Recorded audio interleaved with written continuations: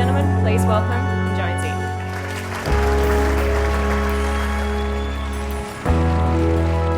I'm Jonesy, and I'm a pretty average bloke. I'm not the fittest guy out there, not the smartest, and definitely not the best looking. But in my short lifetime, I've done a few things. Epic journey. This is one of the greatest adventure stories you'll ever see. Sub-zero temperatures, fierce winds and bad change. Planning for a major expedition is no different to planning for any major event in life. I mean, there's a certain set procedure that you go out there and follow. Answer all the questions and queries before you even step out on that journey so that you can adapt to the situation when you're out there.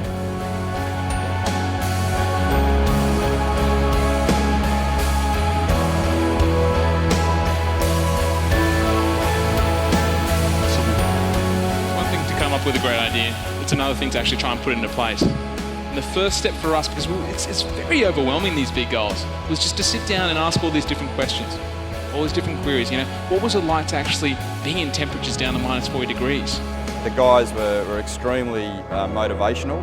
The way that they did their presentation was engaging and fun to listen to. And I think you realise that if they can do that, then I can do anything. And all of a sudden, James taps me on the shoulder and he goes, "Mate, look, I don't want to alarm you, but I think there's a fin out here." Actually, look, mate, I don't want to hear that. You know, you said this morning you wanted to see a shark. It's in your head. It's all in your imagination. Don't worry about it, mate. No, mate, there's a shark out here. And all of a sudden there's this big bang and the kayak lurches to the side. And these two sharks pop up and start grinding and rubbing themselves up against the kayak. He likes the torch, eh?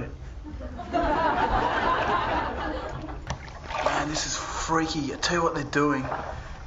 You can hear them rubbing their bodies up against the kayak. And just to mention on camera, we're both naked. Yeah, there's quite a few sort of amusing moments to it, yes. Yeah, no, fun bunch, couple of guys, and you can sort of see how they sort of kept each other going, as I think they emphasised during the presentation. I believe that no one can tell you what your adventure's going to be. I mean, adventure really is a relative term. It's relative to the person who's going out there and undertaking it. Paddling across the Tasman Sea, going down to Antarctica, yeah, they're amazing adventures, but it can be anything you want. You can be going out there and starting a business, you can be going out there acting in a play of all things. And no one can tell you what your path's going to take, so you just go out there and you've got to follow that dream. The mix of their own anecdotes and I guess responding to the room, but equally anchoring it around some of these photos and video footage is fantastic because it takes you right back to the stories that they're telling. And it's a credit to them that they were able to travel 2,000 kilometres with a video camera and take photographs along the way.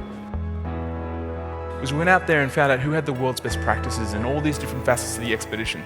Who had the best equipment? Who were the best skiers? Who had the best systems to avoid things like frostbite, for example?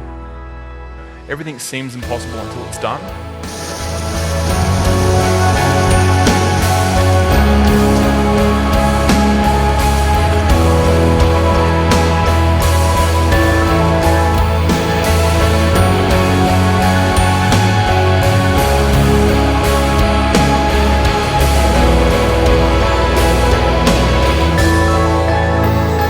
We're out here, we're alone, and it's bloody scary.